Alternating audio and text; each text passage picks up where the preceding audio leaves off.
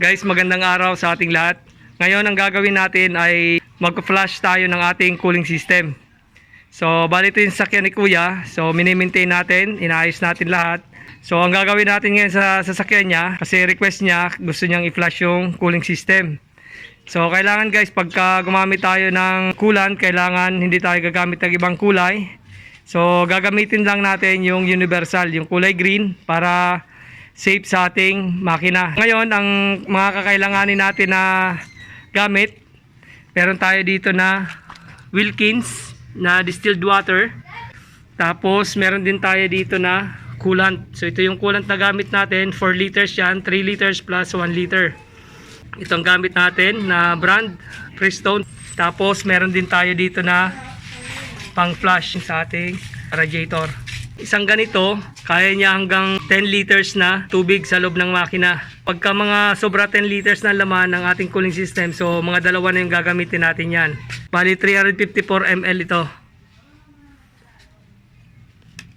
Una natin gagawin, i-drain natin yung ating coolant or kung ano man yung laman ng ating radiator.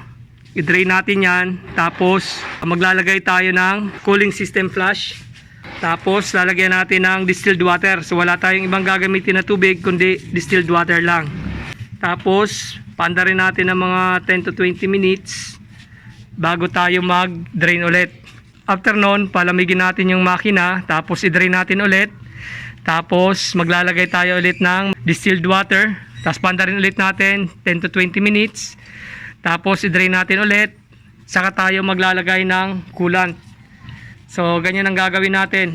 Kung gusto nyo tuloy-tuloy yung circulation ng tubig sa loob ng inyong cooling system, so pwede rin natin tanggalin yung thermostat para hindi na tayo magantay na bumukas yung thermostat bago mag-circulate yung tubig.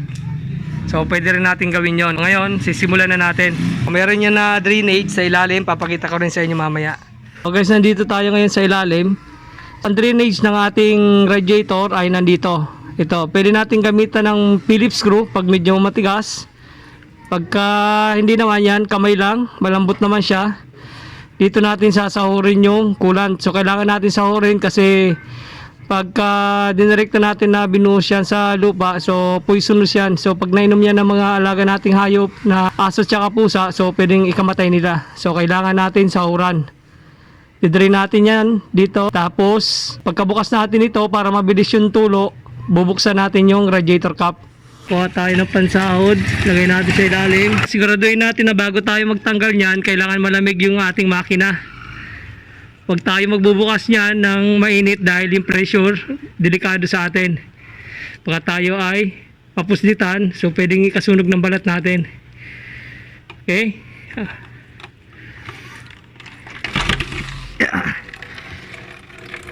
Yan, para mabilis ang tulo niya, bubuksan natin yung radiator cap.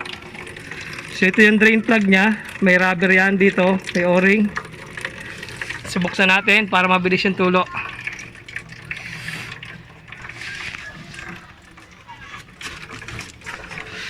Ito radiator cap. Ha? So yan. Sumubra. Lakas ng tulo ng tubig. Yan.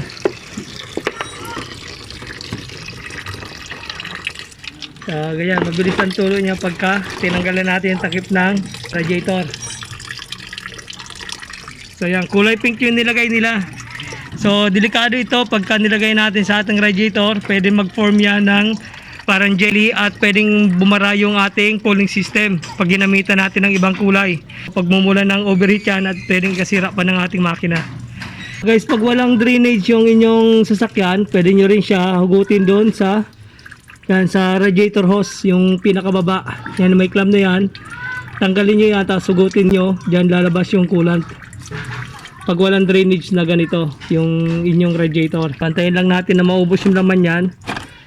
Pwede natin panda rin yung ating makina para ma-push ng water pump yung mga natitirang tubig dyan. So pwede rin natin gawin yon. Pero wag nating hayaan na umandar ng matagal kasi pwedeng mag-overheat yung ating makina. So kailangan mga 1 minute lang or 2 minutes para ma-push lang yung tubig sa loob ng makina. Panda rin natin.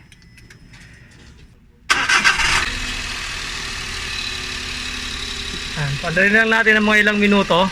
Tingnan natin yung temperature. So ilan? Lumalabas yung ibang coolant dyan. Okay, after 1 minute, patayin na natin.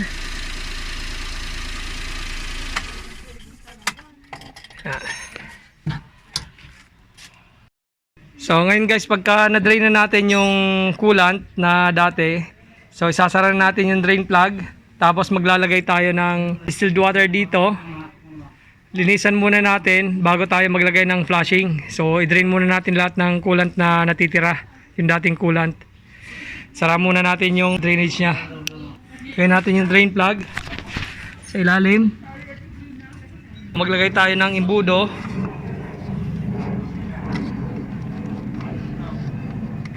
Okay, tapos maglagay na tayo ng distilled water. Punuin natin yan. Tapos paandarin natin ng mga 10 to 20 minutes. Tapos drain natin ulit. Palamigin. Tapos repeat lang natin mga 3 to 4 times. Lalagay tayo ng distilled water.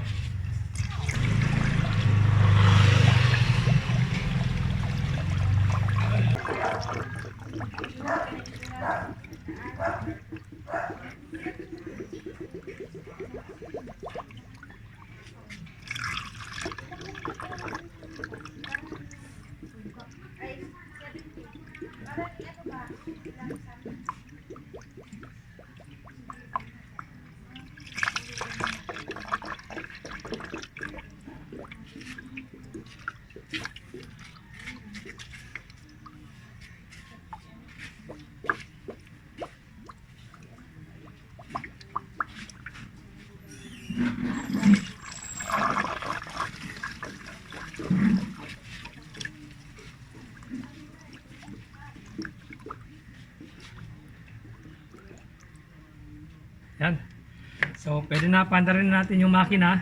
Tapos, mga 10 to 20 minutes, papaandarin natin hanggang sa mag-open yung thermostat nya. Tapos, after ng 20 minutes, patayin natin makina. Tapos, palamigin natin. Sabay, i-drain natin ulit.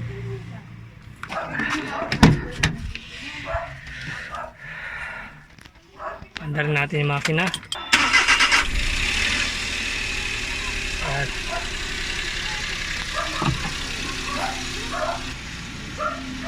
so lalabas yung mga bubbles dyan.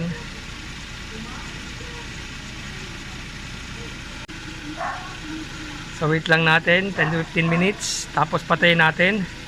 Tapos drain. So ngayon guys, bukas na yung kanyang thermostat, 89 degrees Celsius. So i-rev lang natin kahit mga 2000 RPM or 2500 para mag-circulate yung distilled water sa loob ng makina para mailabas na yung dating mga nakastock na coolant.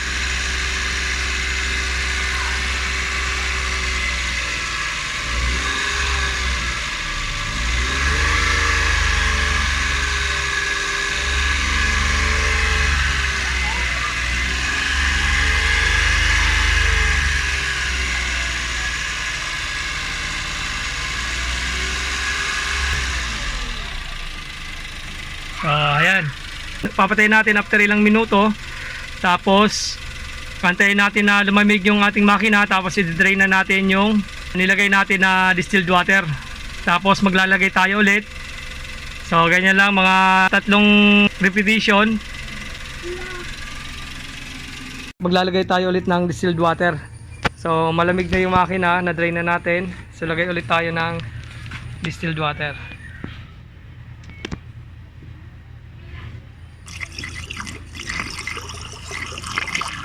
Naisarado na rin natin yung drain plug sa ilalim ng radiator.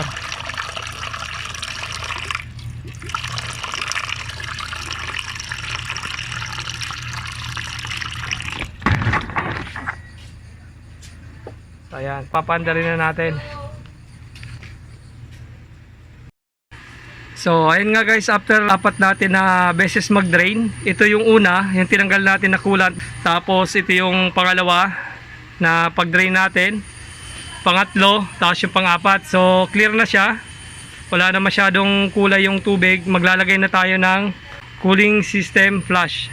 So ilalagay natin to sa ating radiator, tapos dadagdagan natin ng distilled water. Tapos papanda rin natin ulit yung ating makina. Tapos i-drain natin. Tapos maglalagay ulit tayo ng distilled water. Tapos pagkalagay natin ng distilled water, i-drain natin ulit bago tayo maglagay ng ating coolant. Yan na yung itsura ng tubig natin sa radiator. Kung hindi sana ito nilagyan ng kulay pink na coolant, so kahit mga dalawang drain lang natin sa ating radiator, pwede na tayo maglagay ng cooling system flush. Kaya lang, drainin natin ng marami dahil may coolant siya na ibang kulay sa ating radiator. So kailangan ma-flush muna lahat bago tayo maglagay ng ating cooling system flush. So medyo matagal lang ang proseso nito dahil pagka pinandar natin, papalamigin natin, tapos magdi-drain tayo, tapos papalamigin na naman natin, tapos maglalagay tayo ng distilled water, tapos papandarin na naman natin yung makina, tapos papalamigin, tapos magdi-drain, kaya medyo matagal. So pinaka minimum na paggawa nito, pag flush, mga 3 hours yung pinaka minimum niya para malinis ng maigi yung loob ng ating cooling system. So guys, maglalagay na tayo ng cooling system flush bago yung distilled water.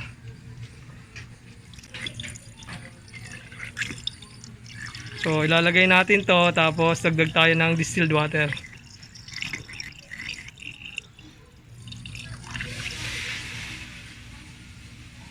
So yan. Tapos distilled water na. Hanggang sa mapuno, distilled water ilalagay natin.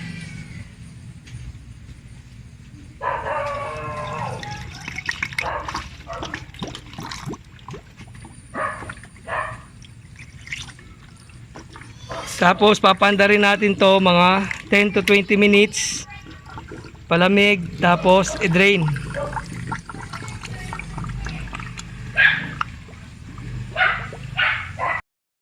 So ayan guys, nailagay na natin yung cooling system flush. Tapos naglagay tayo ng distilled water. So ayan, parang bumubula-bula siya. Tapos papanda rin natin yung ating makina 10 to 20 minutes. Palamigin bago natin i-drain. Ayan. Hayaan lang natin siyang nakaminor.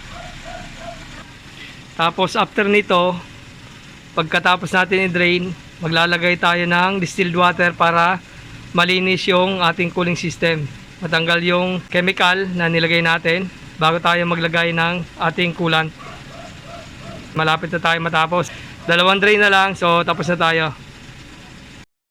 So ayan guys, after ilang minuto, so ayan yung nilagay natin na pang flushing, ayan bumubula So ibig sabihin nalinis niya yung ating system. Kasi nakita ko naman yung review nito, maayos naman, maganda yung mga review nila. Kaya ito yung binili natin. Kanina clear pa yan, tapos ngayon medyo dark na yung tubig. Ibig sabihin nalilinis niya yung ating system. Dahil lang natin na magbukas yung thermostat para mag-circulate yung chemical sa loob ng ating cooling system. Bula na.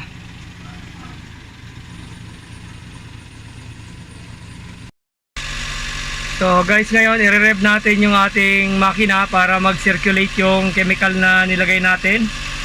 Kahit mga 2000 RPM, rev natin. Tapos wait natin na magbukas yung ating thermostat.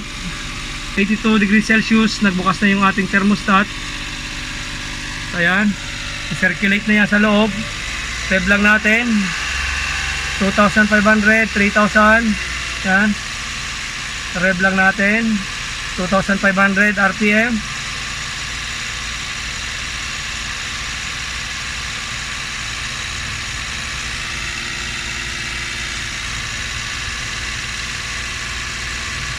Ayan, 89 degrees Celsius.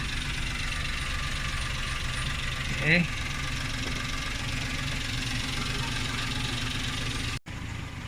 Tatanggal niya yung mga dumi. So yan yung lumalabas dun sa papunta sa ating reservoir. Dumi. You know? So papakita ko sa inyo mamaya yung pagka-drain natin. Papakita natin yung kulay ng tubig hanggang sa luminaw. Kasi ito yung pinakita ko sa inyo, yung pagkatanggal natin ng coolant. So after natin lagyan ng flushing yung ating cooling system, so maglalagay ulit tayo dyan na baso kung ano yung itsura ng tubig na natanggal natin. Yun guys, oh, kulay itim na. Medyo ano na yung amoy, parang putik na ang amoy. Sobrang dumi. Oh. Ayan, umandar na. So umandar na guys yung ating auxiliary fan. Na-reach niya na yung 100 degrees Celsius. Ayan, bumaba na. Oh.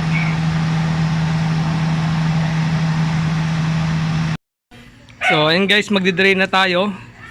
Kung makita nyo kung gaano karami yung tubig pagkatapos natin lagyan ng pang flushing. Drain na natin.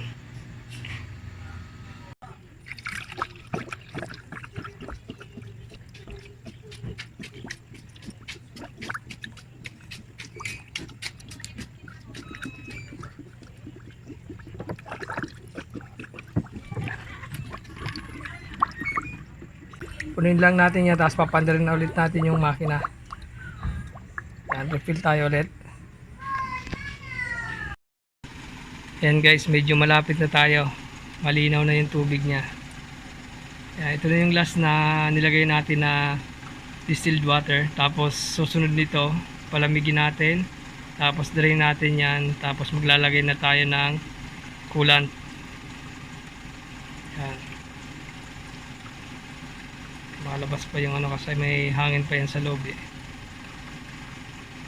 Lalabas na yung mga hangin. So ayan nga guys, tapos na tayo mag-flush ng ating cooling system. So bali ito yung flush natin na coolant una. Kulay pink yung nilagay nila kaya medyo nahirapan tayo or natagalan tayo mag-flush ng ating cooling system. Tapos pagka-flush natin, naglagay tayo ng distilled water. Ito yung pangalawa na drain natin, yung pangatlo at yung pang-apat. So malinaw na siya. Tapos naglagay na tayo nitong ating cooling system flush. So after nang naglagay tayo nito, tapos nilagyan natin ng distilled water hanggang sa mapuno. So ito yung unang drain natin. So ito yung naging itsura niya, kulay itim, parang putik. Yan. Tapos ikot natin. So ito yung una, ito yung pangalawa, tapos ito naman yung pangatlo. So medyo lumilinaw na. Tapos ito naman yung pang-apat, yung pang-lima. So medyo marami tayong ginamit na distilled water dahil ginamitan nila ng ibang kulay na coolant. So kailangan natin i-drain lahat. Tapos gumamit tayo ng pang flushing. Ito yung pang-5, so malinaw na talaga siya. At ito yung pang-6, so maraming beses tayo nag-drain. Tapos nagpaandar ng ating makina, tapos drain ulit. So ito na, malinaw na siya.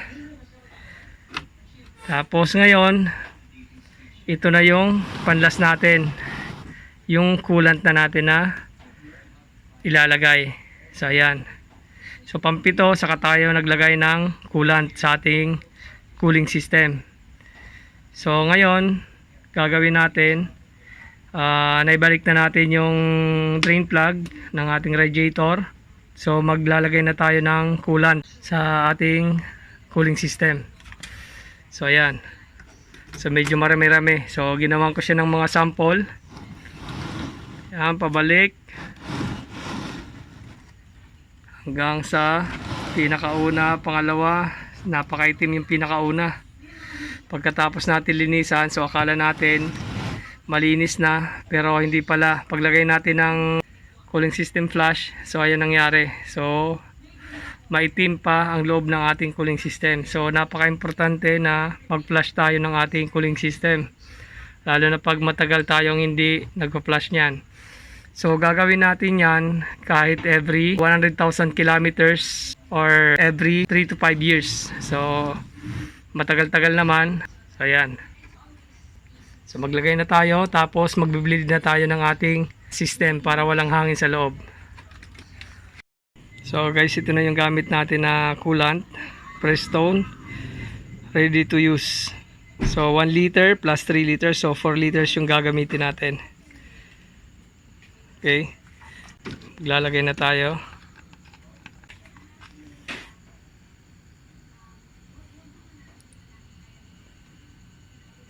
Yan, so lagyan na natin.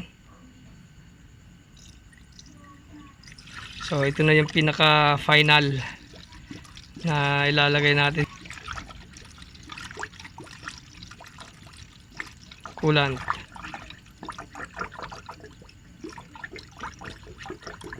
Medyo matagal lang to ginagawa, kailangan marami yung oras nyo para ma-flush natin na mabuti yung ating cooling system.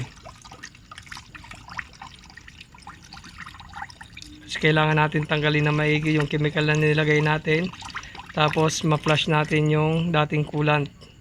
So kailangan hindi siya mahaluan kasi mag-form yan na parang jelly sa loob ng ating cooling system, so pwedeng ikabara yan. So kailangan wag tayo maghalo basta-basta ng iba-ibang kulay ng coolant. So lagay pa tayo.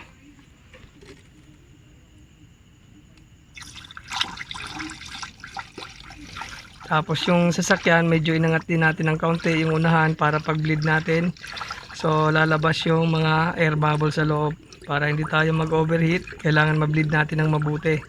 So meron din tayo na video niyan kung paano yung tamang pag-bleed, sundan nyo na lang po yon.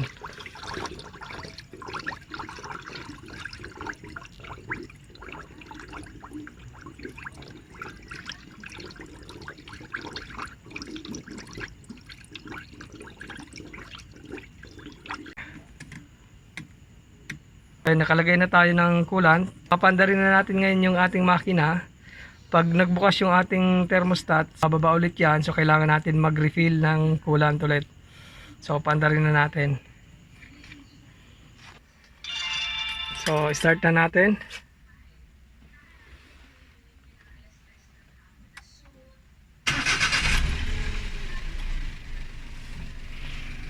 So start na natin yung makina. So ngayon, antayin na lang natin na mag-open yung ating thermostat.